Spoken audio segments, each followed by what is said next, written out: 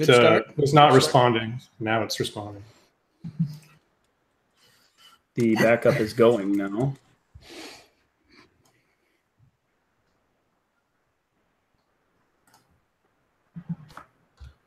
I don't know what I'm doing. Is this recording? Okay. 3, 2, 1, record. That's better. Great.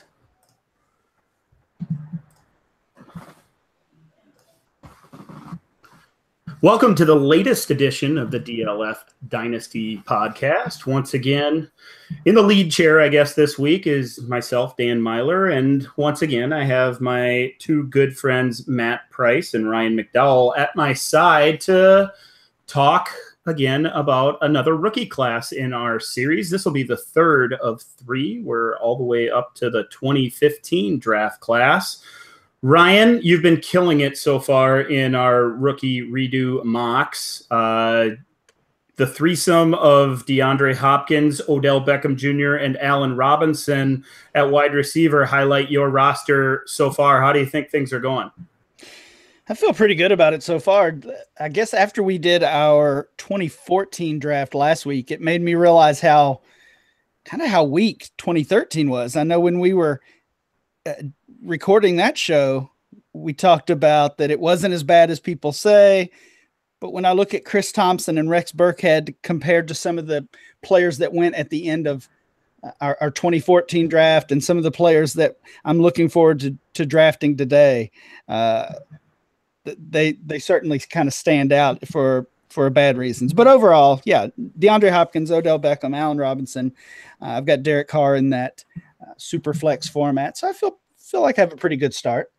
Yeah, I do too. And you're right. The 2013 class pales in comparison to what we did a week ago with the 2014 class. Matt, you've had the second pick in each of our drafts so far, and you have a nice set of receivers as well with Keenan Allen, Mike Evans, and Jarvis Landry. Also added Zach Ertz and Jimmy Garoppolo. So, and not to mention Adam Thielen. So you have a pretty good start as well. How do you feel about yours?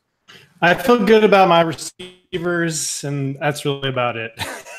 Yeah, I got to get on the board with some running backs here, that's for sure. Ertz, I started Ertz this week in the playoff contest, and he let me down there, so it's not off to a good start with him.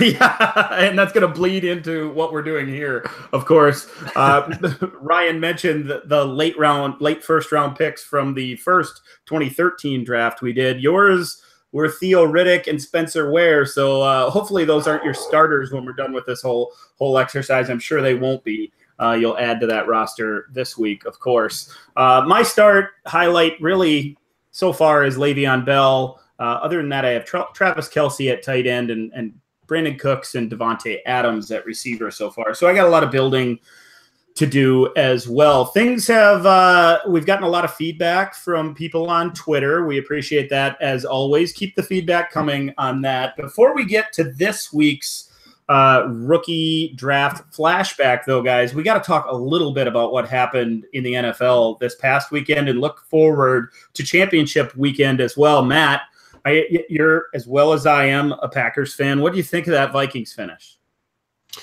Man, I feel really bad for that cornerback.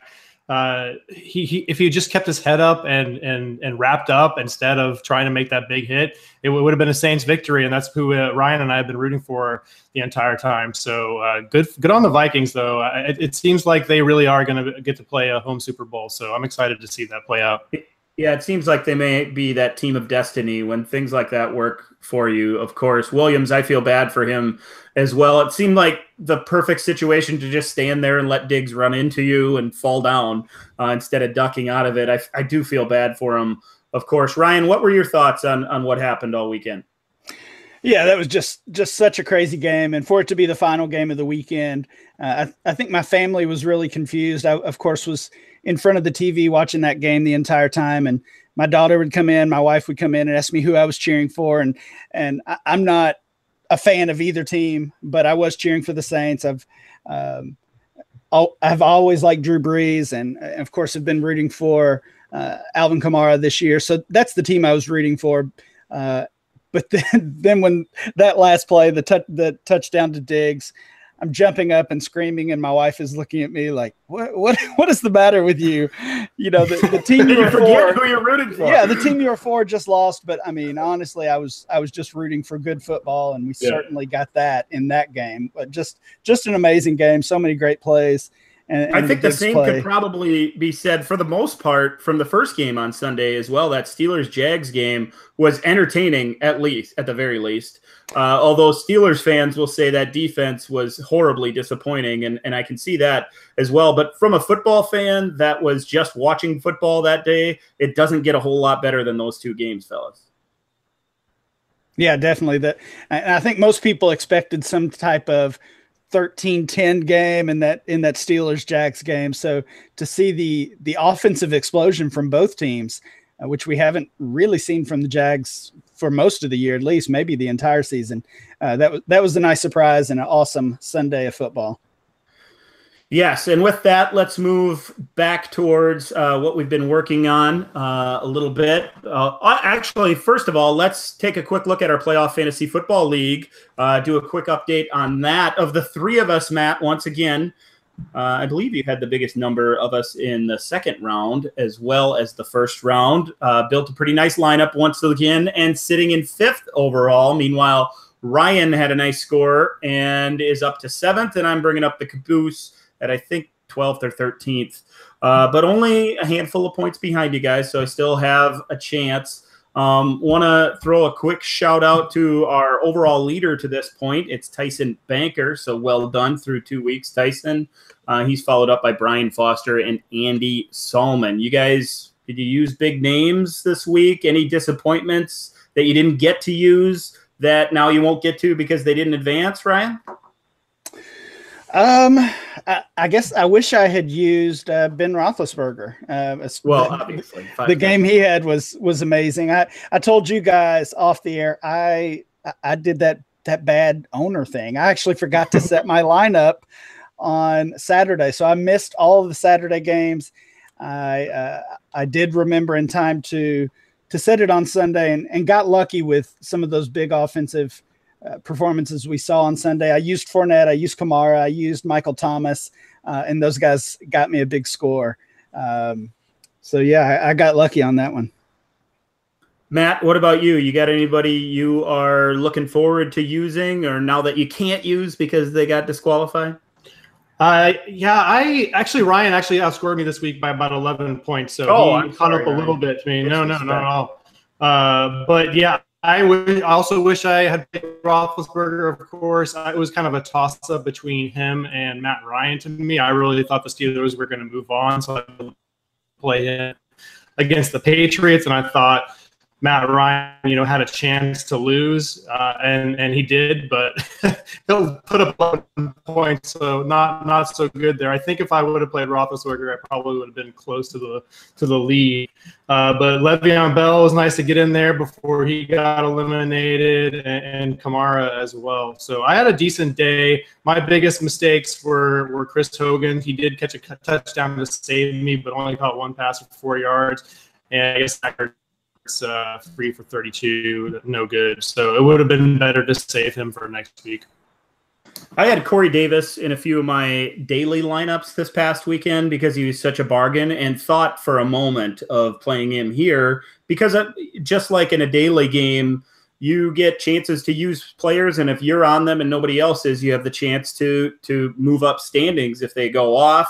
Never had him in my lineup, but nearly put him in. Wish I had done that. Had a few other players in my lineup, had James White in there and swapped him for Fournette. And that one I didn't feel real good about on Saturday and loved on Sunday. And then the other one is I chose to use Derrick Henry over Le'Veon Bell because I thought Bell would advance.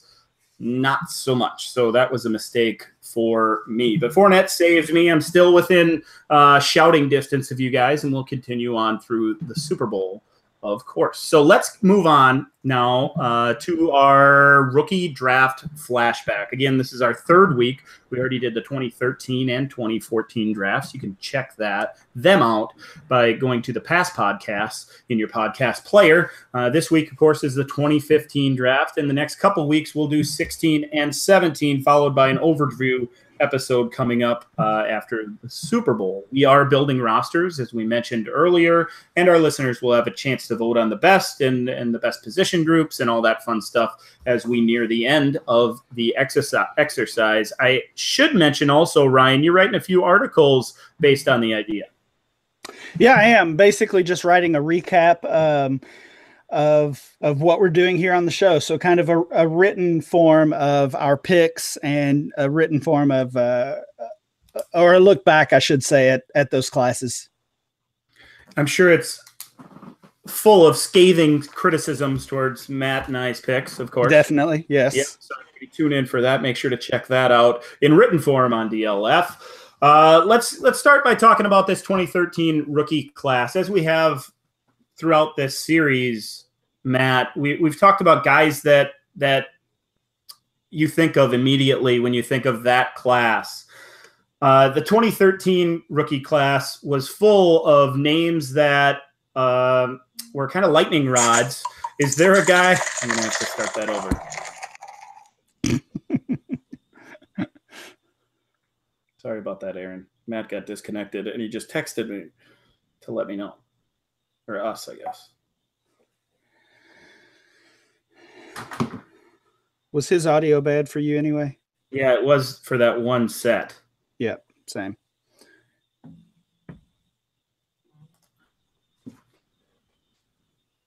I think we should. I'll just re-intro this. You think, or do we need to?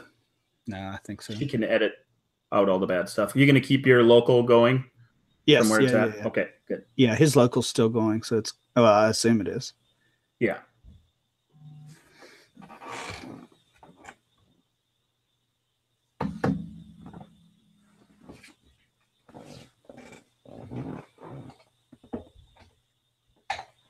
So as a diehard Packer fan, I'm not supposed to be rooting for anything Vikings related, of course, right. But I was the exact same guy, rooting for the Saints all the way. I cheered as loud as I could when he kicked that field goal, and I thought, it's over. I'm like, sweet, Breeze is moving on. That's what I'm rooting for too. I'm a big Breeze guy. Yep. And he scored. It was only me and Max, the 2-year-old here. Yeah. So he didn't know, but he was excited that we got to cheer again, and he scores the touchdown, and I caught myself yelling, "Oh my God, go!" And I was like, "Wait, I'm a Packer fan. I'm not supposed to do that." Man, that was awesome. It was awesome, and I got a couple. You have fans, especially when it's a rival team, that are not good fans and rub things in, and every fan base has them. Packer fans are the same way.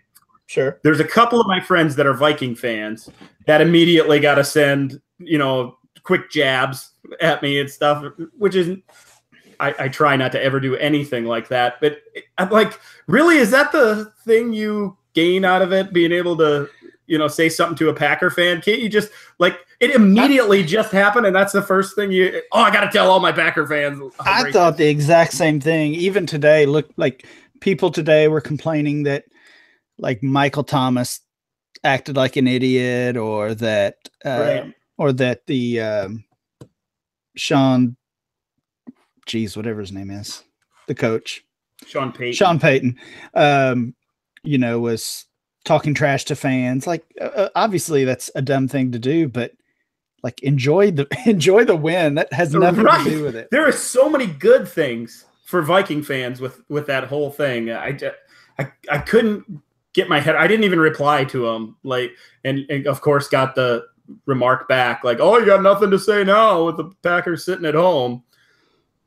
Yeah, of course. And there's also great Viking fans that are, just riding the wave and so excited and can't wait for next week and think, I do think it's when things like that happen, you can ride the roller coaster after that as a team and kind of. Did he just text us? Oh. Yep.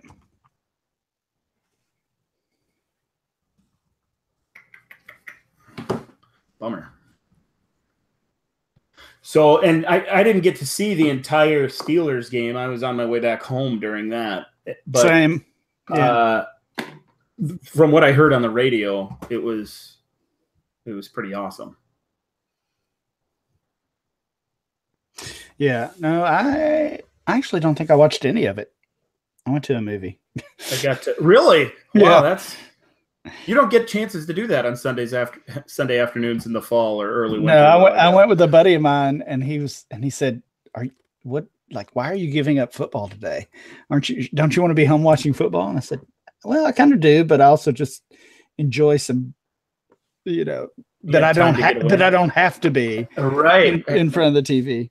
You more than anybody with your responsibilities with Roto World, it must be a relief to get out from behind that. Yeah, it's good. You're fine. I wonder if we're gonna have to. He said he was. You think he could restart? He's rebooting, which means he's going to lose audio, though. Well, she would have to piece it together. Is that a pain in the ass for her? I don't know.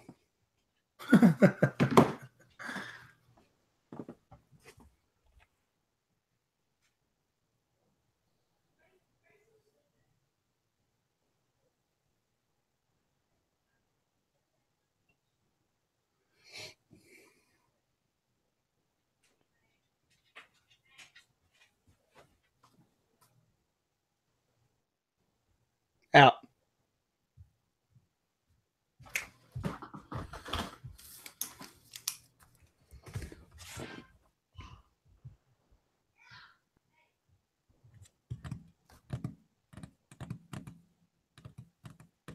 So you can share. I still don't know who I'm taking. Well, I was just going to ask you, which of the two quarterbacks do you prefer? I don't even know. Winston, probably. Oh, yeah, okay. I agonized over it a little bit last night when I was putting together my list. And I think I may take both, though. I landed on Winston. Oh, really? Okay. I'm thinking about it. Intriguing. That's one of the options. Yeah. I mean, I won't tell you. It'll make for better discussion. Right. But I feel like there are three options. Three pairings. I'll say that. Three pairings I like. Yeah. So does the fact that you have Derek Carr affect that at all? No. If this was a real roster, and I guess it is now that we're going to put it on there. Matt had to restart his entire computer. Hi. Is it hard for you to piece audio tracks? Like two from him? She said that's a piece of cake. That's fine. If it's not a piece of cake, we're only 11 minutes in. We can re-record. No, it's fine. Yeah, that's true. What? He said if it's hard, we could just start the entire episode all over. Oh yeah, do that. No, it's not hard. I'll figure it out. Just leave me good notes. Well, I mean, we're just waiting for him to come back. How much now. had you done? He said I think we were minutes. at 11 minutes. Oh, it's not bad. Okay. Just have a clean start for something. So Okay. Yeah. I'm gonna bring Maggie in. So. Oh, that's fine. What'd you say if it was a real draft?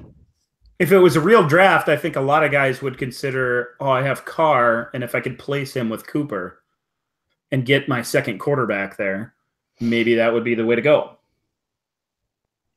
Yeah. I mean, I think I probably have to take Cooper.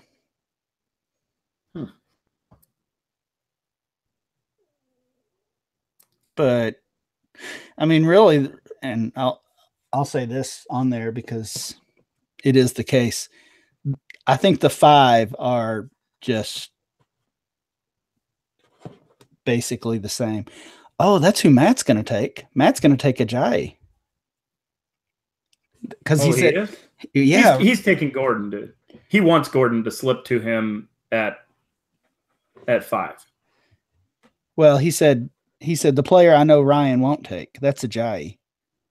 Oh, really? Because I'm not taking a J. I mean, it would be a shock if I got a J. No, I won't take a J either. Did he make your top 12? Yeah. Yeah, he made mine too, but he's late. So very late. So there weren't any weirdos in there, were there? Snead was the only one. Oh yeah, I saw your text. And we can mention him because like Snead is not technically a 2015 draft class because he was on the taxi squad for a year, and it's the same with Thielen. Like Thielen is technically a 2013 draft class, and he was on the waiver wire for a year. I mean, on the taxi squad for a year. Like on their practice squad? Yes. Oh, we should have had him in the 13 class then. Yeah. The 13 draft. Shoot. It's okay. I think we can we can mention that. Well, maybe we'll save that for the overview episode. Yeah, we can mention that it's how we're handling it. Yeah.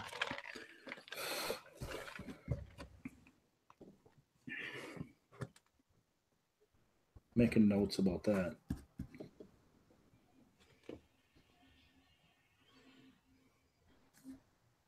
I don't think Snead's going in this anyway.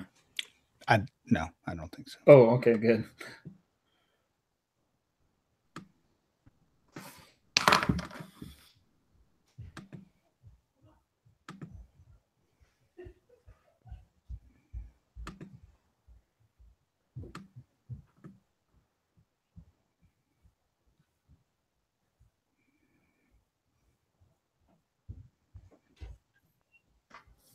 Still not. This boy's freezing. Look at him. Go over and say hi to Mr. Dan. Come here. We're just shooting the breeze. Turn the thing on so you can hear him. Dude, what is going on? Come here. Go see Mr. Dan. Say hi, Mr. Dan. Oh. So did we just get out of the bath? Say hi, Mr. Dan. Hey, dude. That was pretty pitiful. Yeah. He looks awfully cold. He's freezing. Are you cold? He's shaking. Okay, you getting down? All right. Good to see you, buddy. Come here.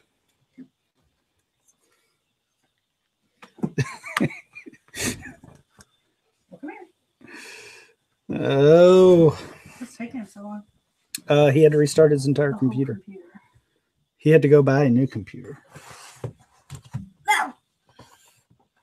And he was the good audio.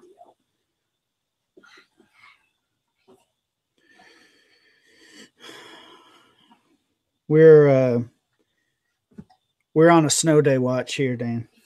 Oh, really? Tell him why. He will laugh. He will laugh. There's a chance we may have an inch of snow, which would be definite out of school. 1 inch would? Oh, yeah. I told you he'd laugh. Oh, my gosh. 1 inch and we're out.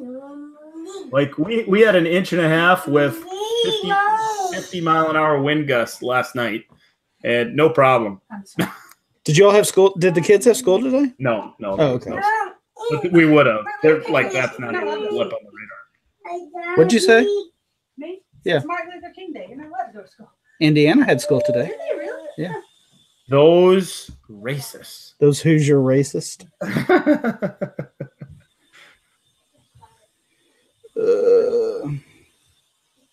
I have a feeling I'm going to end up with somebody, and you guys might say I took him too early. Yeah. Well, I think I know who it would be. Oh, I just really? don't know where you would take him.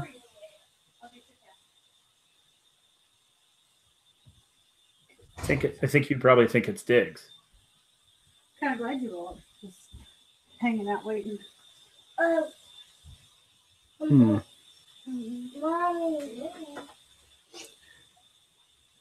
Maybe I haven't professed my love enough if you don't know who I'm talking about. Well, I mean, Parker is who I was thinking about. Oh, okay. Well, I've soured slightly. Although I still think Parker, I still want him on those teams that I have him. Oh, I know. That's exactly what I thought. I thought you'd probably, I mean, same as me with Cooper. Like, a little dose of reality, but still a believer. I don't think. Yeah, that's how I feel about both of them, really. I think But I don't think there's a more than massive Parker. difference between Cooper and Parker. Still. Dano. And ADP suggests there is. I'm a little lower on Cooper than ADP says, and a little higher on Parker than ADP says. Parker has finished wide receiver 75, wide receiver 50, wide receiver 50. Back to back. I understand. Okay. Cooper, though, has 3 top 36. He has three seasons as a wide receiver 3 or better. 21, doesn't 14, he have 36. 3 games as the number 1 overall receiver of the week in his career? As the number 1 overall? I don't know. I know he has one this year. Yeah, I think he have a 2 touchdown game. It might have been one of them where there wasn't a lot of big performances that week, but during his second season, early in the year, he did, I think, and everybody thought he was going to explode that in his second year again, early in the year, and and I know you can't remove those, but still, it just feels like we're grasping at something that he shows very infrequently. And granted, Parker hasn't even shown that much. Not even close. I'm not saying Parker. Let me search for this tweet I had for Parker. Okay. I want to make sure. Hey, welcome back, Matt. Is he really there? I can't hear you. I can see you. Can you hear me now? Yeah, there he is. My internet completely died in the whole house, so sorry about that. Hey, Dan. Hit me with it. Parker has 2 career wide receiver 1 games, top 12. 2 career games as a top 12 fantasy receiver. Yeah, and I remember one of them. Nobody was playing him that week. He was coming off nothing. I'm going to retweet this chart from December 8th, 2017. I'm putting it back out there just for you. Just to make sure everybody got it. Okay, Matt, what's the last thing you remember from this week's episode? I just was pulling that up. It was you were asking Ryan about something. Hold on a sec. Hold on. It's an excellent mental picture for me. Yeah. God, I can't remember. Let me listen back to the file that I just Matt. had. Yeah, we went ahead and did the draft. You got Amir Abdullah. You got Ty Montgomery was your first pick. I was actually like, oh crap, do I need to send them my spreadsheet so they have it? Like, they got a pick for me. No, luckily we started early, so it's not a big deal for me anyway. Are you still on board with Dorial Green Beckham? Yeah. Would have been better to save him for next week. Okay, the last thing I said was talking about the playoff lineup. So whatever happened after that. Okay, I'm going to lead in after that then, Aaron. So I have at 8 minutes is the last time. 8 minutes and 7 seconds. Oh my gosh! When we realized you were gone, I looked at my thing and it was 11 minutes and 10 seconds. I think. Wow, that makes me feel real special, guys. So you talked for 3 minutes without. Well, luckily I led you in, and I'm like, perfect. Well, he's Matt, not. what do you think?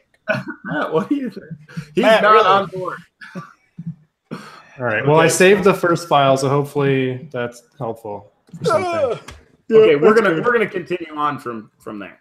All right. Let me. We got to sync up again, I assume. No, you need to sync up. Okay. I think Okay. we're gonna keep, and I'm just gonna write down the time that you hit record. Okay, I'm gonna hit record in. Ready? 3, 2, 1. Recording. 28:25.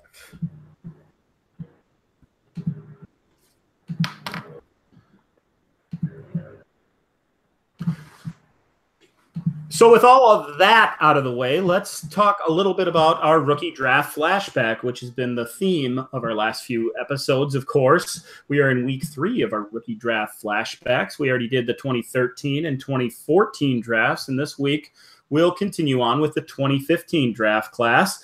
The next few will, of course, feature the 2016 and 2017 classes, followed by an overview episode, which will try to get a little little bit of listener feedback involved with. Probably throw some things out on Twitter. Who has the best roster, best running back group, wide receiver group, things like that. But that's all in the future. Ryan, I would like to. We should probably mention that you're doing an article series on our topic as well. Tell our listeners a little bit about what they can read about what we're doing here. Yeah, basically just taking this idea and putting it in written form, kind of a recap of each podcast episode. So the 2013 and 2014 versions will be out soon, maybe even by the time you're listening to this. And as we record and release each episode, I'll do another recap of those drafts and that draft class as well. Yeah, I'm sure those episodes or those articles will be full of scathing criticisms of Matt and my own picks. Yes, of course. Especially yours. Especially mine, of course. Let's start talking a little bit about this rookie draft class. And as we have with the first two, we'll continue on talking about the things we remember most looking back on these classes. Matt, the 2015 draft class was full of lightning rod type players, especially among the Twitter dynasty community, so many people were really high on and then others really low on. Is there a guy that you can pinpoint as the guy that you think of most when you think back on this rookie class?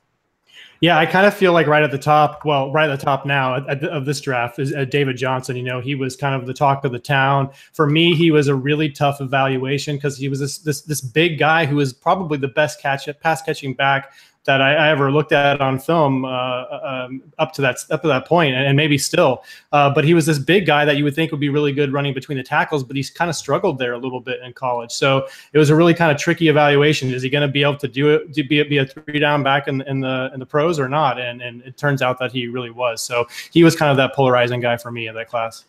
Ryan, was there a guy for you?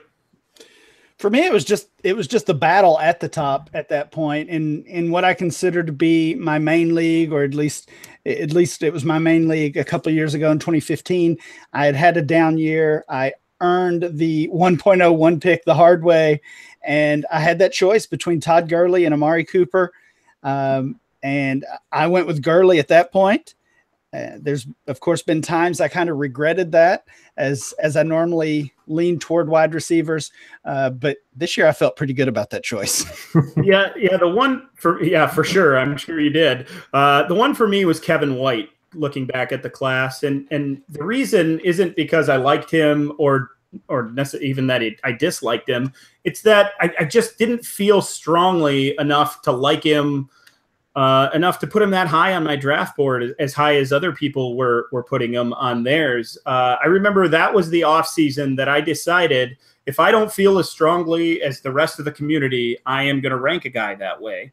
And he fell into my rankings at number 10. And I'm not saying that to say I'm right about something, but I had been burned on that topic so many times in the past that White was finally the guy that I made the decision. And since then, I've adjusted rankings thinking back on him. So when I think about this class, it's that Kevin White taught me the lesson, even before we've seen what he has been with the Chicago Bears, that you should believe what you say way more than what you see way more than what others say about a player and what you read on Twitter. So with that, let's move on to our rookie draft redo. We're going to start by talking about our ADP. Ryan, I'm sure a couple of these guys that we mentioned are going to be among the top tier, but let's look at the top 6 picks back in the summer of 2015. Yeah, the first round to me feels still pretty strong. We do have a couple of potholes in there, a couple of busts. We'll get to those guys. But the top 6 was Todd Gurley, Amari Cooper, and then Melvin Gordon. Those 3, I remember those 3 really forming a strong top 3. And depending on which draft you were involved in, maybe Cooper went first, maybe Gordon went first. People viewed him landing with the Chargers as maybe a better landing spot. I remember him going at the top at some point. And then Kevin White, you already mentioned, he was the 4th player off the board. We saw a little bit of gap from White to that next group of players. But the 5th and 6th players off the board were Devontae Parker and TJ Yeldon. So that was your top 6. Yeah, Yeldon was a really interesting one back then. Of course, nobody knew about Leonard Fournette, at least not NFL, not as NFL dynasty players. You Devy guys, of course, were all over him at the time already. Matt, thinking back to then and Yeldon landing in Jacksonville and that poor offensive line and poor team in general, there were a lot of people that really loved that landing spot. And some people that still do and think Fournette just happened to get there right when Yeldon could have exploded. What are your thoughts on Yeldon going forward as he backs up Fournette? He's never been somebody that I've been on. He always kind of seemed like just a guy, a decent pass catcher, and I think certainly could fill the third down role. If Fournette needs somebody to take those duties away from him, but he's not someone that I'm interested at all going forward, really, and wasn't when he came out. Ryan, how about you? What are your thoughts on Yeldon? I think what we saw this year, he kind of is what he is. And I feel like I missed on him because I did think he could be that every down back. And when he was given that chance in Jacksonville, we saw that he kind of struggled with that. I feel like this year was probably his best season. I don't know if that's the case statistically or necessarily where he finished as far as fantasy points, but he certainly locked into that role and did a good job with that, both as a pass catcher for the Jags and then playing a larger role when Fournette was dealing with injuries. Yeah, I'm on board with you on that. I wasn't a real big fan of him coming out, but the more I saw him this year, the more I've realized that he is a nice little handcuff if you're a Fournette owner or always looking to rotate that last guy on your roster. He can be a fill-in guy for 1 or 2 weeks for the Jaguars and put up good enough points to be in a starting lineup if Fournette's out of the lineup. I don't know if he'll ever have standalone value with Fournette in that lineup. However, let's look at the second half of that first round, Ryan. Yeah, absolutely. Again, we're going to see some of those busts here. Nelson Aguilar was the 7th player off the board. He really rose after he was the first-round pick of the Eagles. A little bit of a surprise there that helped his fantasy stock. Amir Abdullah at 8, Tevin Coleman at 9. Brashard Perriman was the 10th player off the board. One of my favorites, one of my biggest misses over the past few years at 11, Dorial Green-Beckham, and then Jameis Winston, the quarterback, at 12. So, Ryan, you mentioned Green-Beckham as one of your misses. What happened there? Why didn't it work out for Dorial Green-Beckham? Yeah, I don't know. I wish I did know because maybe I could have avoided him. Maybe the Titans would have avoided him as well. We knew about the off-field issues with him. Once he made it to the NFL, that for the most part, that seemed to take care of itself. It seemed like he kind of straightened himself out, but he still was never able to contribute. And it really should have been a strong sign for me and for others when the Titans gave up on him relatively quickly, trading him to the Eagles. But I was still a buyer at that point somehow, and we just saw him kind of fizzle out from there. Yeah, a lot of us saw that as a new opportunity, new setting, and maybe these new surroundings and this new team would spark something inside of him. But it was completely the opposite for both dynasty owners and his fortunes in the NFL. Of course, the other Eagle, I should say, is Nelson Aguilar, Matt. He's hung around. He continues to have productive games every now and then or show flashes of that speed and that quickness in and out of his routes and with that run after catch ability. What are your thoughts on Aguilar going forward? I'm really glad that Aguilar finally came around this season and that Juju had a nice year, because for a while there, it really did seem like every single USC wide receiver was just going to bust. And honestly, it was definitely played into my analysis with Aguilar. I wasn't a huge fan of his coming out, and I'm not going to say that bias didn't creep in a little bit. He just wasn't someone that I saw as really a number one or even a number two, but he's carved a nice role for himself out in the slot there. And he has Alshon Jeffrey and Zach Ertz to kind of take a little bit of the defensive pressure off him, so he can just kind of run free on the other side. So when Torrey Smith isn't on the field, so I really think he's going to be their wide receiver 2 going forward. I can't see them sticking around too much with Torrey Smith as he gets up there in age. So I like him quite a bit going forward. I wouldn't mind paying, low end wide receiver 2, high wide receiver 3 prices if I could get him for that. Sure. Ryan, is there anything we can learn from the whole Aguilar situation? He gets drafted into a nice situation in Philadelphia. Of course, back then, Chip Kelly was there in that quick passing game and trying to get the ball out of the quarterback's hands quickly. Everybody thought Aguilar fit really nicely into that, including us in the Dynasty community. And we thought there was the chance at immediate return right away. And that hasn't happened. Now, after a couple of years, we start to see some production. He's slowly matured into his role there. And I would say the arrow is pointing up still going into next season for Dynasty owners. Is there anything we can learn from all of this as far as where we should take these guys that go skyrocketing, or maybe that we should be more patient with those types of players? Yeah, for me, it's about the patience. And most of us play in Dynasty leagues that have relatively large rosters, that we are able to take players and sit on them and wait for them a while. But even with that being said, we didn't do that. I saw Aguilar on waiver wires in my leagues, including leagues that have at least 25 roster spots, and people were giving up on him. There's another player that we'll talk about soon that is a very similar case that took a couple of years. But in Aguilar's case, he was the wide receiver 101, the wide receiver 86. And then finally this year, we saw that breakout where he really gave fantasy owners some production and gave the Eagles, more importantly for them, some production.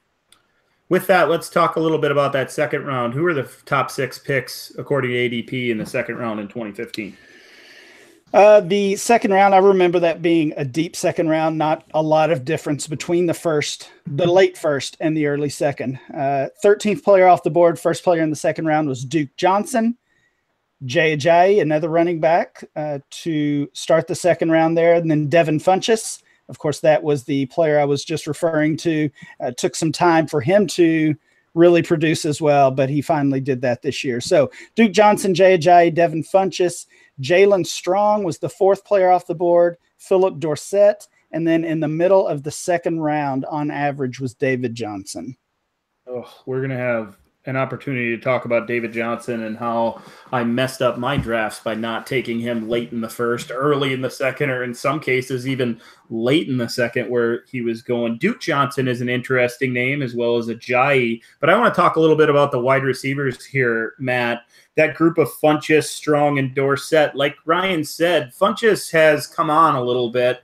Strong and Dorsett are both interesting names to me, and two of the guys that I was referring to early in the podcast when I mentioned how there were some lightning rods. Some people were super high on Dorsett and all that speed and going in the first round, all the things around him. Same with Strong, the big receivers that were in this class, including Cooper and White and Parker. There were some Dynasty owners out there that put Jalen Strong in the group with them because of his height, and he had a little bit of speed or enough speed to get downfield. And he was a big playmaker in college. What's not working for these two guys? And is there anything we can learn from the Strong and Dorsetts of the world?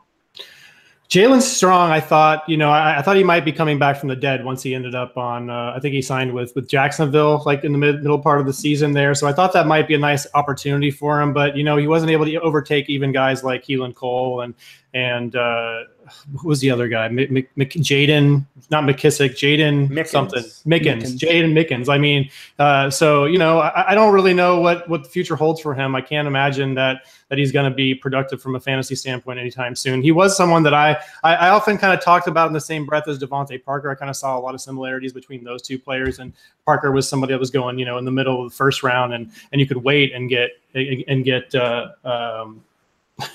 get him in the middle of the second, like we're talking about here. Funchess, he was another one. I thought he was kind of redundant with Kelvin Benjamin. That pick didn't make a lot of sense to me, especially since Benjamin had such a successful rookie season. So I wasn't really on him either. And then, I'm sorry, who was the third guy we were talking about? Philip Dorsett. Philip Dorsett, yeah, that was such a crazy pick for him at the end of the first because he seemed like it was basically just redundancy for T.Y. Hilton, and T.Y. Hilton was a better route runner than him. So he was somebody that I was intrigued by. If they could get both Hilton and him on the field at the same time, that's a whole lot of speed, but it just never really kind of worked out for him. And I don't really see much hope for him on the Patriots either, really going forward. Yeah, I had the same kind of feelings about Jalen Strong. I was a proponent of taking him early to mid-second round and thought you were getting mid to late round, first round value when taking him. Another guy I was higher than most on was Duke Johnson, especially in PPR leagues. I thought he fit in really nice in that Cleveland offense and thought maybe he would even be better than what he's been to this point, Ryan. Now, of course, we talk about this Browns roster, and Johnson had another nice PPR season. But when you look at that team and those draft picks, there's a really good chance the Browns add another running back to that mix. What are your thoughts on Duke Johnson this offseason, and where has he gone in your rankings personally since he was drafted by the Browns? Yeah, I was a big fan landing there with the Browns. I liked his opportunity. Of course, they had added Isaiah Crowell the previous season. But that didn't slow me down, and it really hasn't slowed Duke Johnson down for the most part. He's been able to produce, as has Crowell at times. I think your point, though, about the Browns adding a running back this year are very fair, and they have to be something that Duke Johnson owners have to consider. Crowell is a free agent now. It seems like they're probably going to let him walk and not attempt to re-sign him. And with 2 picks in the top 4, if they add Barkley, we know he can run the ball, he can catch the ball, and that has to hurt Duke Johnson's role and his value.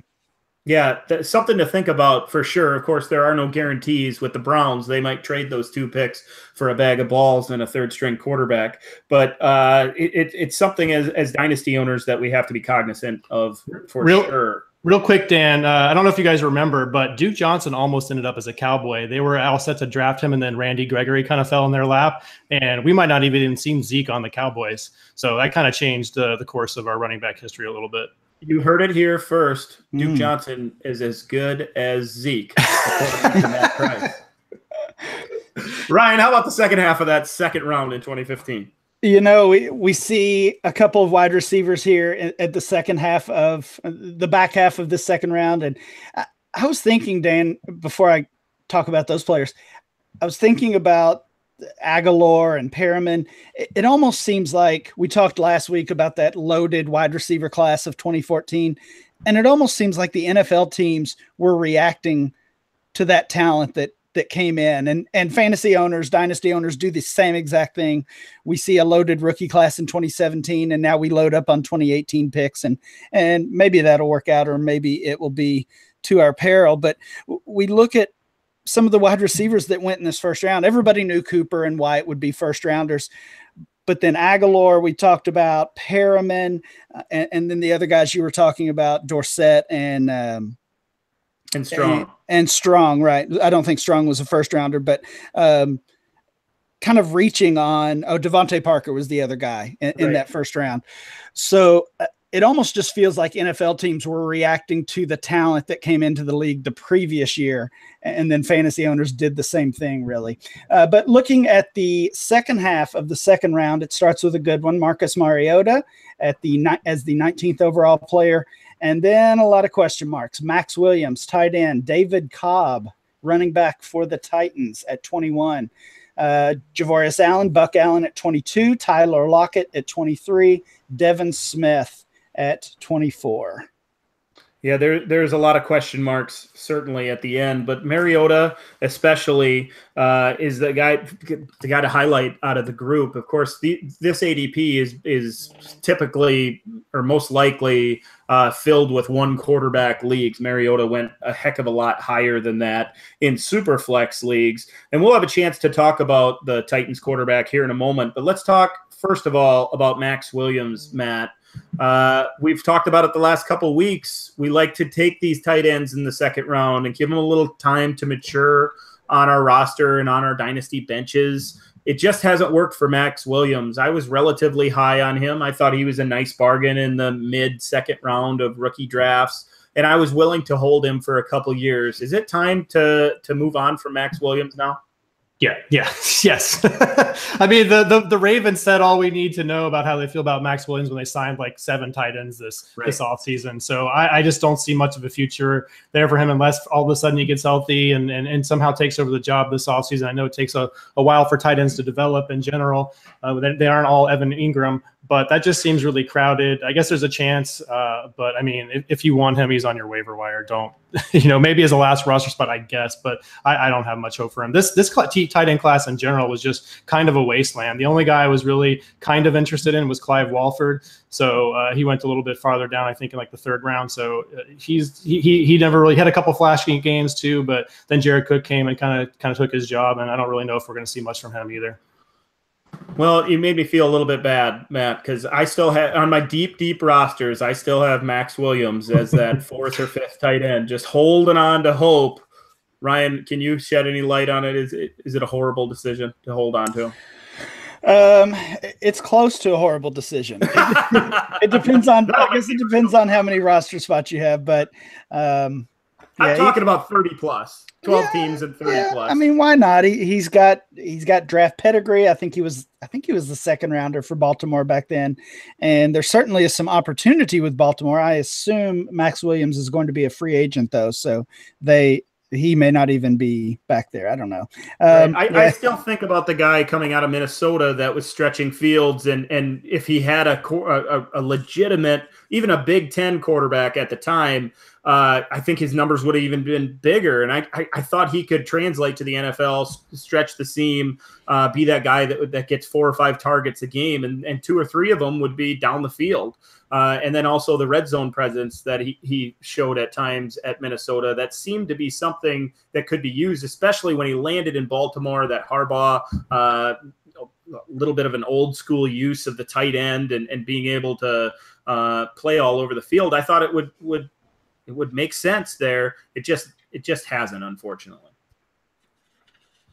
Let's move on to the 3rd round, Ryan. Any names worth mentioning in the 3rd round and beyond in the ADP? We had basically 1 3rd rounder who has hit, and he has hit relatively big. The last player in the 3rd round, 36th player overall off the board, according to this ADP, is Stephon Diggs, Minnesota wide receiver. Yeah, and coming off that big catch on Sunday night, I wonder if that'll affect where he goes in our draft that we're going to get to right now. Now, our ADP was based on single quarterback. We're doing a PPR draft or a super flex draft. It's also PPR. But just to make the team building exercise a little more fun, and because we all the 3 of us all play in super flex leagues almost primarily or almost exclusively, we're going to make it super flex as well. So we did a random drawing once again for our draft order, and this week it wasn't Ryan that got the number 1 pick. It was me. And Matt once again fell at number 2, with Ryan coming in at number 3. So I have the first pick in our draft, and I'm going to make the obvious choice here. It's going to be Todd Gurley. I don't think we have to talk in too much depth about what Gurley can do or will do or has done in the past for dinosaurs. He won lots of us championships in 2017. I see him as the type of player that will continue to do that in that McVay offense. He is a top 5 dynasty asset, no matter what your settings. And the obvious pick to me, Matt, at number 1, you must agree, right?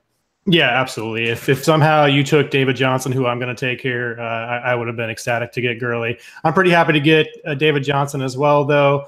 But there are still some concerns, and luckily his injury was a wrist injury and isn't really going to affect his lower body. But probably not a lot of people know he's already 26, even though we've had 1 full season from him. So he's a little bit older. Carson Palmer's retired. Larry Fitzgerald might follow suit. Bruce Arians is gone. So there's some doubt there that he's going to be able to return to that that top 2, top 3 kind of running back status. But the temptation is too strong there to pass up on a guy that I think is truly one of the only guys in the NFL that has a potential to catch 1,000 yards to go along with 1,000+ rushing yards. So there's no way I can pass him up here, and I think these 2 are clearly a tier above the next set of guys. Absolutely, and I don't think it's a slam dunk 100% easy pick to take Todd Gurley. There is a moment where you should think back on on the 2016 season when considering David Johnson, that was a pretty magical run as well. I know Gurley, because of recency bias, is on the tip of everybody's tongue and on the top of everybody's mind. But Ryan, David Johnson still deserves to be mentioned in the same breath as Gurley, right? Oh, yeah, absolutely. I think so. Like you said, recency bias with Gurley, what we've seen this year and with the injury to Johnson. Plus, Johnson is a little bit older than Gurley and even a little bit older than Le'Veon Bell, who we saw in our first episode of this series in the 2013 class. So some people might knock him for that when comparing him to Gurley or some of these other top running backs. But yeah, I mean, I agree with you guys. Gurley and DJ as the top two, and then a drop to this next group, which is where I get to pick. So thanks a lot for that, Dan. Yeah, I'm sure you're excited to make this pick. There's definitely a drop down for sure, but you do get 2 picks. I don't know if that eases your mind, though. It doesn't. No. Okay, actually, all right. I think it makes things worse. Well, I'll share a little table talk here. In my rankings, the next 5 players are all about equal value. So to have the first 2 of those is not the ideal spot. I think Dan to get Gurley and the last 2, that's the spot to be in. I'm envious of you this week, but I still have to make my picks. They're difficult ones. Unfortunately, the rules don't allow trades, or we could start a negotiation of that pick for DeAndre Hopkins, because everybody knows how much I love we can't even get a trade done in our real league, so let's not go there. At the 1.03 spot, I'm gonna go ahead and take Amari Cooper. He was the top 2 pick or top 3 pick back in 2015, and I'm a big believer. I think most people know that. He's got 3 fantasy finishes in his 3 seasons as a wide receiver 3 or better. He finished the season pretty strongly, I guess we could say, to sneak into that wide receiver 36 spot overall. Just barely got there. But first 2 seasons we saw him with 1,000 yards. I'm still a big believer in the talent. I'm honestly not sure what to think of John Gruden there with him now. I don't know if that's a good thing or not, but I did grab also his quarterback, Derek Carr, last week. So I'll pair the Raiders and take Cooper at 3. And then the 4th pick is not any easier, but I'm going to go with a quarterback in this super flex format. We've talked already about the 2 obvious names of Winston and Mariota, and I'm going to take the one I prefer ever so slightly, which is Jameis Winston. Okay, so the highest we've seen a quarterback go so far in this 3-season exercise that we've done. Matt, you are going to be back on the clock at number 5. First of all, the Amari Cooper pick, what are your thoughts on him going forward? And did Ryan take your guy at 3 or 4? He almost did. I have both of those quarterbacks in my rankings, Mariota 8 and Winston 9. So it's splitting hairs between those 2 guys. Cooper, I've been on record as being a big fan of. I think it's not time to give up on him yet. We saw what he could do the first 2 seasons of his NFL career, and if Michael Crabtree moves on, then he's going to get to assume that true number 1 role. And I think there is maybe a question that he can handle that without somebody else taking some attention away. Hopefully, they are able to get him another weapon to pair with them.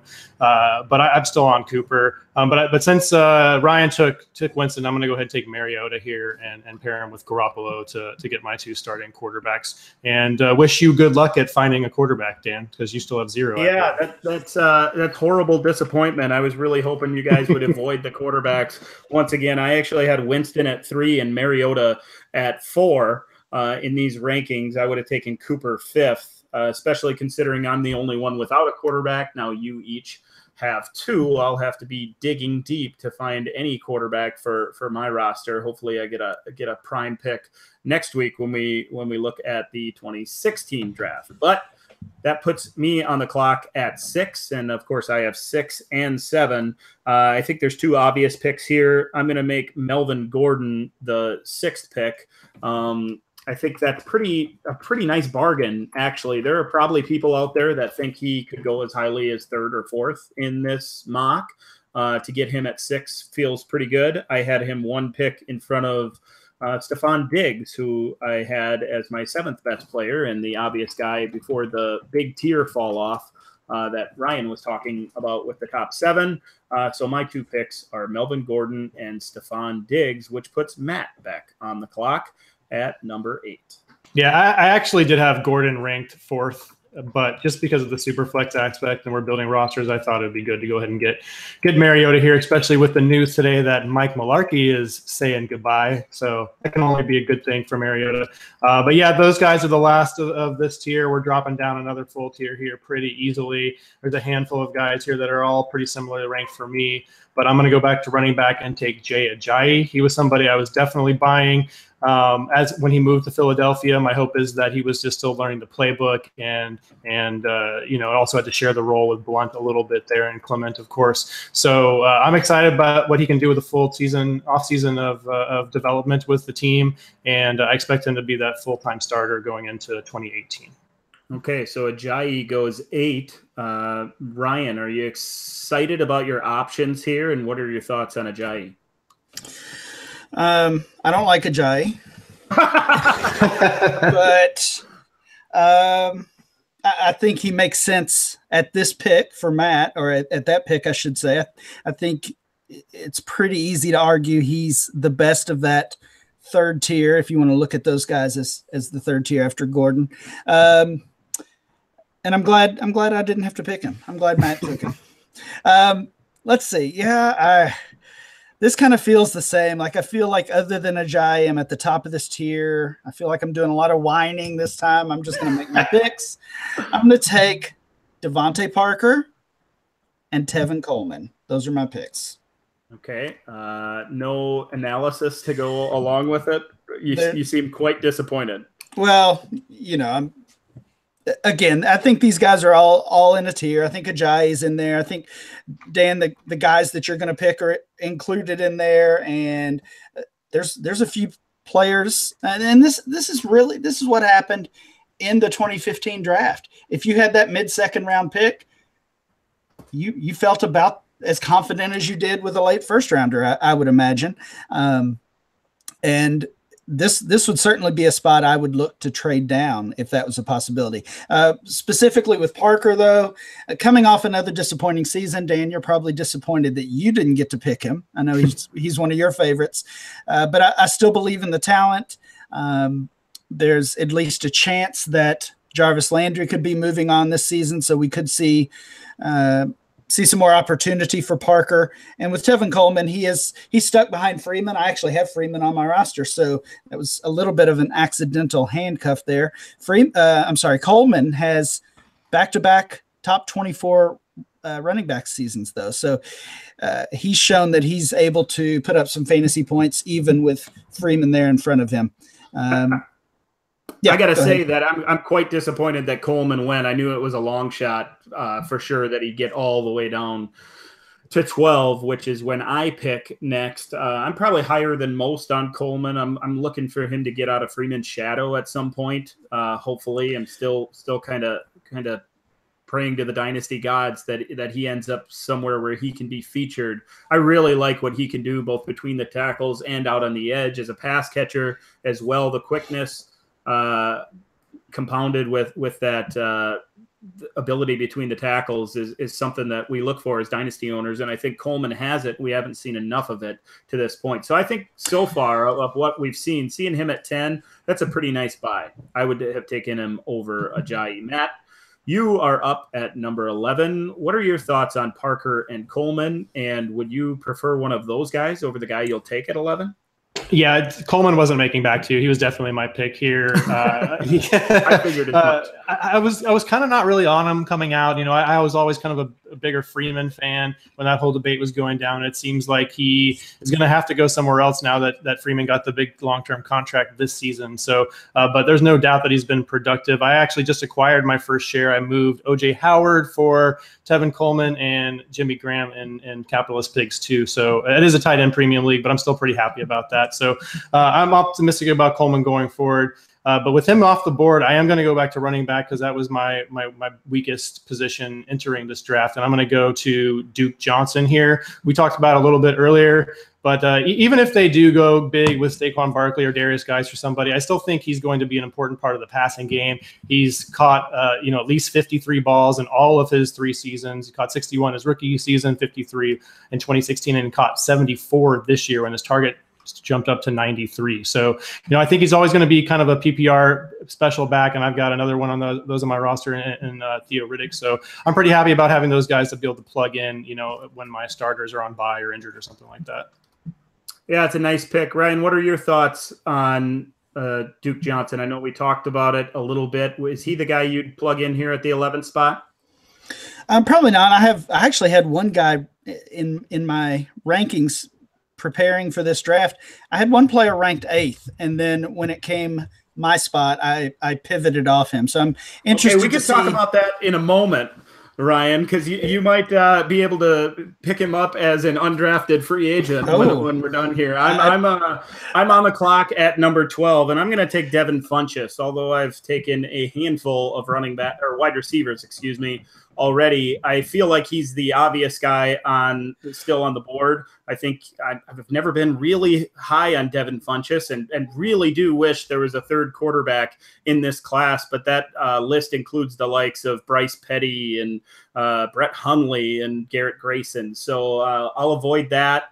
I'll go ahead and add Funchess to my roster. Ryan, who's the guy that you had at 8?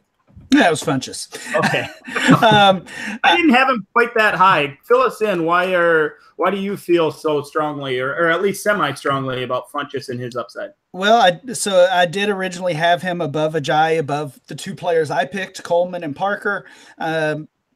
He had that wide receiver 2 season this year. I think he finished as the wide receiver 21 overall, and with the moves that Carolina made last year on offense, especially bringing in Samuel and McCaffrey, I kind of feel like they're going to maybe go away from that position this year as they go through free agency and the draft. So I feel like Funchess is kind of locked in as the wide receiver 1 there for Cam Newton. So I like the pick certainly at 12 and debated it at my pick. Yeah, I had Funchess at number 9 on my board, right there, right behind Tevin Coleman. So I didn't have Devontae Parker probably as high as some of you guys might have thought. Matt, what are your thoughts on Funchess, and did you consider him? Was it only the running back need that made you go to Duke Johnson at 11? I think Ryan mispronounced Curtis Samuels as the wide receiver 1. Okay. It was fine. I had him right below Duke Johnson, so if Duke had gone, then I would have taken Funchess for sure. I just felt like I had 4 solid wide receivers, and running back was a bigger need for me. So, that's where I'm at. Okay. Yeah, you're a little bit fuzzy there, buddy. I hope that doesn't bleed through. All right. Sorry about that. So with that, let's talk a little bit about the best picks, maybe the biggest surprises that we had in this 2015 rookie class recap. Ryan, let's start with you. Who? First of all, who's the best player still remaining? Funchess was the guy that you were eyeing as your undrafted free agent. Is there still a guy on the board? I think so. I had one player ranked in my top 12 that didn't get drafted. It's Jamison Crowder, the Redskins wide receiver. If I had one more pick, it would be him. So who got picked that wasn't in your top 12? Duke Johnson, but honestly, like I said earlier, from 8 until 15 or 16, very little difference. I don't think Duke was a bad pick. There were other guys in there to consider. Cameron Meredith, Tyrell Williams, Ty Montgomery. Once you kind of get into that second round range, I think those guys are all in play.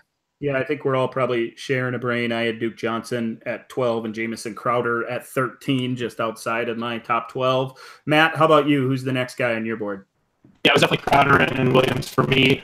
Can we talk about Ty Montgomery, though, real quick? Because what do you guys, I want to know, Ryan, well, for both of you guys, obviously, it's the Packers show, right? So what's going to happen with Ty Montgomery next season? Is he going to be the lead back entering? Is one of those two rookies going to do? Is he going to go back to wide receiver if Jordy or Cobb take off?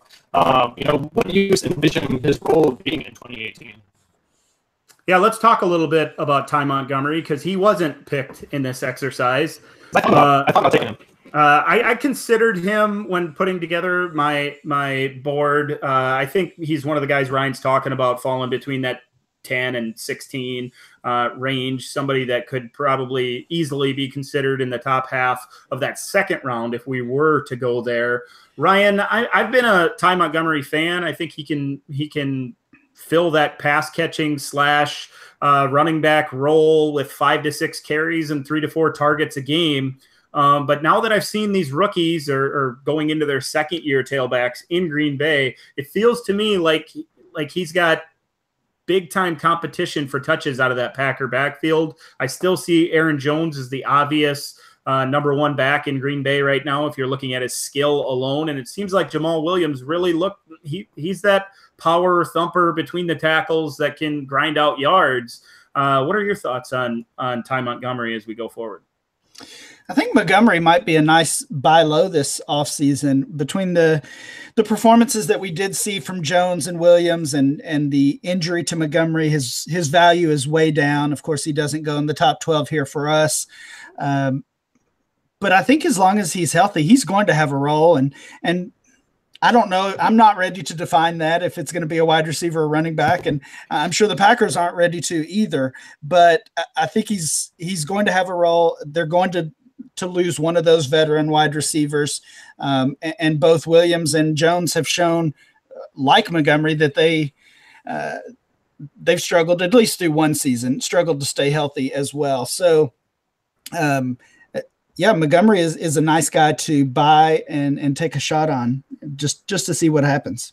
I think he's going to continue to play that hybrid role. I think Mike McCarthy certainly sees it as an opportunity to line him up in the slot and motion him into the backfield or vice versa. And that could create opportunities for the Packers and points for us dynasty owners. So certainly a guy worth rostering, of course. And like Ryan said, a guy that is absolutely worthy of a look as that guy that you have added to a trade, or maybe you're looking to just upgrade your depth at the position and hope you hit on a lottery ticket, as we've done in each of these mocks, fellas. We need to distinguish who made the best pick, who made the worst pick, or the pick you disagreed with most. Matt, which one did you like the best, and which one did you shake your head at when it was made? I like the Melvin Gordon pick the best, honestly. I feel like I probably should have taken him at, was it 5? 1, 2, 3, yeah, 5. So I thought that was a great value there. You got him to drop all the way back to you for your second pick. Worst pick, probably for me, Devontae Parker is just not someone that I believe in going forward at all, really. With that Miami offense, feels like just a big cluster. I feel like, if they end up re-signing Jarvis Landry, it's just going to be more of the same, and he's still going to have to compete with targets with Kenny Still. So it's not someone that I'm targeting. Ryan, I know you're incredibly jealous of us drafting at the top and me getting 3 of those guys, but which one's the best one and which one is the one that you weren't quite sure about?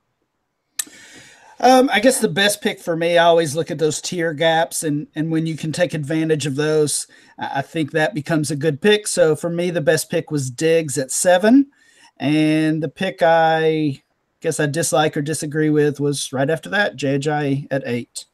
Yeah, I had Ajayi a little bit later as well. I like getting Diggs at 7 and Gordon at 6, as you guys mentioned. I think Marcus Mariota and Winston were both values where they went. I thought they were the 3rd and 4th best players. So I guess that makes Cooper one of the guys where I was like, ooh, I would have taken the quarterbacks first.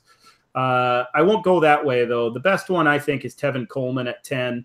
That speaks a little bit to the depth of the draft and how many players there are that people still think are really valuable players. Like I mentioned earlier, I think he has that upside. And to be able to get him at 10 in this exercise feels pretty good for sure. If there was one that I scratch my head over, it's probably Ajayi as well. I'm not as high as others are. I still think there is upside in Philadelphia, an off season being there. Maybe he can, get a bigger piece of the pie there. I do think there's question marks with that, however. So I'll pick him as the one I disagree with most, but I think for the most part, the 12 guys that should have gone in this top 12 went in the top 12. So with that, let's take a quick look at our rosters. Both of you have quarterbacks, and I do not. Ryan, let's start with yours. Derek Carr, Jameis Winston as your super flex. Just one true running back to this point. It's Devonta Freeman. After that, you're stacked at wide receiver with DeAndre Hopkins, Odell Beckham Jr., Allen Robinson, and Amari Cooper. Still looking for that tight end. However, Matt, starting lineup, 2 quarterbacks, Mariota and Jimmy Garoppolo is a solid base for that position for sure. David Johnson and probably Jay Ajayi as your number 2 running back.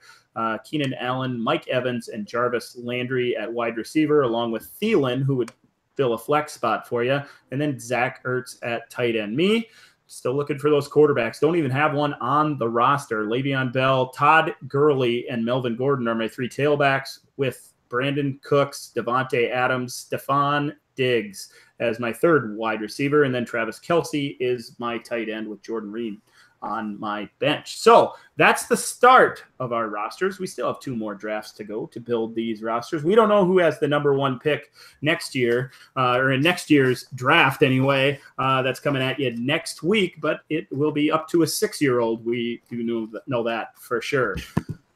Last couple things, fellas. I want to thank all the guys that or people that joined our playoff fantasy football league. That's been a lot of fun so far, and for all the kind comments and suggestions on Twitter about the format of these podcasts. We appreciate the feedback as always, and keep it coming. For my buddy Matt and my friend Ryan, I am Dan. You will catch us again next week on the DLF Dynasty podcast, where we will cover the 2016 rookie draft. Okie dokie. I think you were gone for about 15 minutes, weren't you, Matt? Something like that, yeah. Yeah, your audio was kind of shaky at the end. That's why I Did it fix it itself? No, it didn't. It's still doing it. Goofy. I'll after I export this, I'll listen to the end and see. Hopefully it doesn't sound like that on my end. Okay, I reintroduced everything that you kind of talked about, so I think she should be able to edit it relatively easily and cut you out if you have to. It didn't do it with any of your picks. It was all the analysis afterwards. So I think the Ajayi pick broke it. Yeah. Audacity. We just got Fish on your draft with us, so I can get some respect for that pick. I didn't get any of that. This was number 289, guys. That's what I was about to ask. Right. I'm doing my draft list for next week, and it is stacked. Oh, really? Totally. I haven't even looked. It's like more than 12 deep, huh? I looked. So tell me what pick you want, and I'll pass it along to her. I looked because I felt like it would affect some of my picks today. So I did that last week when I avoided taking the quarterback late. Yeah. And I said, oh, well, the next year is the Mariota and Winston drafts. And if these guys fell all the way to the end, those guys are going to go at least one of them will be available at 6. And that's the latest I would pick. And then, of course, that burned me. So you're gonna get the pick of all the quarterbacks. Hey, sound good again. Oh wow, I don't know what I did, but you're gonna get a nice pick of all the quarterbacks next couple of weeks. So no, because I'm definitely taking a third one since it's super flex, but you're still gonna get. Yeah, that's the thing is, if you start thinking, oh, I can get a guy at 8 that should go at 5, right, then all of a sudden you guys snake them, and I'm sitting there with no quarterback at the end of this thing. So I think it's more pressure not having one than the opposite. I am excited to take a bunch of these running backs, though. So Ryan Pan a little bit about the class, Ryan. Next week's class? Yeah. I think there's 10 awesome players, and we should only do 10 picks. We should only do 10 picks next week, because after that, I have no idea. It's hot trash. So you want the third pick then? Okay. Yeah. Honestly, I don't think it matters. I think the top tier is Gosh, why can't I open this? probably 9 deep, Docs. 9 or 10 deep, depending on what you think of one specific player. I gotta try to find this thing because I cannot open it. They won't let me open it. Is there a name that's eluding me? For what? Who are you forgetting? Well, I don't know. I mean, who are you thinking about? Well, I'm trying to load it right now, and the obvious names pop off in my head, but Well, there's three good quarterbacks, and there's 3 good running backs, and there's 2 good wide receivers. Who's the third after Goff and Wentz? Oh, it's Dak. Dak, yeah. Oh shoot! I'm fine not getting a quarterback then. Jeez. I count 5. Oh my gosh! In the next 2 classes. Who's two, Ryan?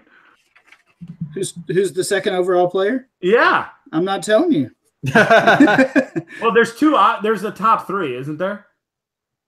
Of non-quarterbacks, and then it's of non-quarterbacks. I think there's the top 3. Yes. Yeah. Okay. All right. I'm not missing anything there. Oh, I don't know. I think our top 3 might differ. Oh, really?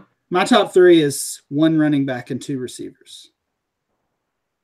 Okay. Then I'm missing somebody. Okay, I'm in here. Tyreek is probably who you're missing. Yeah. Oh, that's who I'm missing. Yeah. Okay. Well, good to know because I think Howard's probably a pretty obvious 3. Can you just give me the number 1 pick next week, please? Can I give it to you? Could I get it once? Could I get out of the second spot once? No way. Here's what we should do. Go get Hudson right now, and let's see it. Okay, let's do that. That's a good idea. What time is it? Man. It's 8:13. He might be in bed. If he's not in bed, we'll do it right now. I'll get somebody. It's a snowball for us. I'll get Grayson. I need to have a kid real quick, so good luck with that.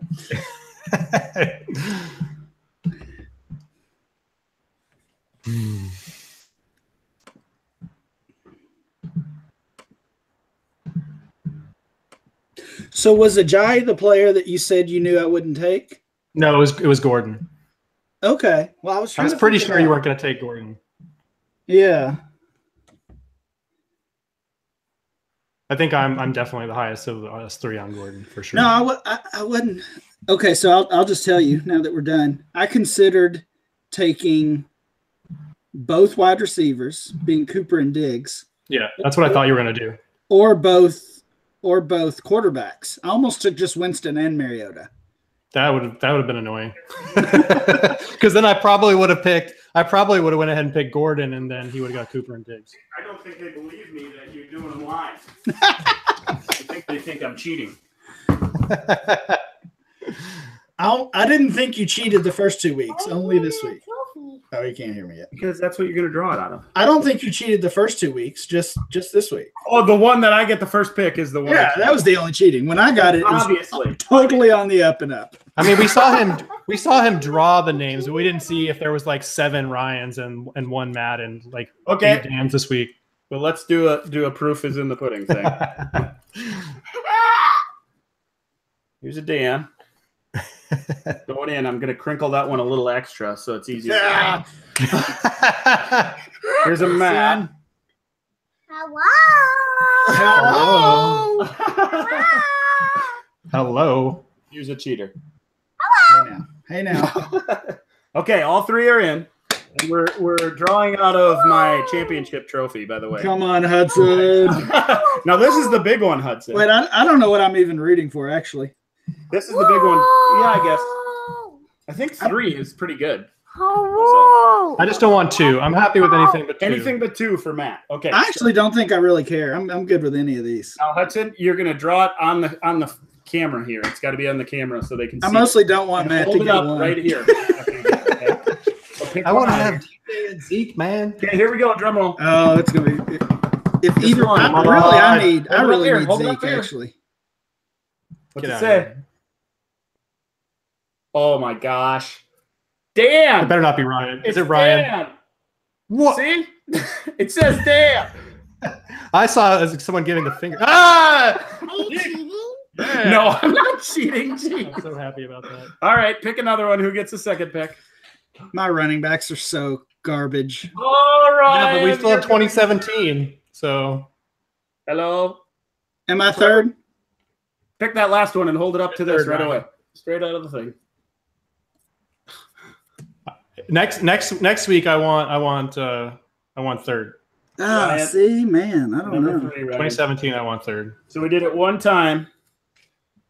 And Matt, you got your wish. You got the number 1 pick. Yeah, finally. I'm so happy about that. Thank you, we're Hudson. I'm still- going to send you an ice cream or something. Matt owes you an ice cream. Yeah. All right, I got to put these fools in bed. All right, dude. Thanks. I'm uploading my stuff now, so it should all be set for my end. Okay, I'll do the same thing. She might edit tonight. It's chocolate ice cream. Cool. He said. If I don't know what I can do, but if there's something annoying with mine, let me know and I'll try to do something. I think I saved the Audacity files, so maybe there's something I can do, but I don't know. Okay. All right, we'll All talk right. to you guys later. Bye. Yeah.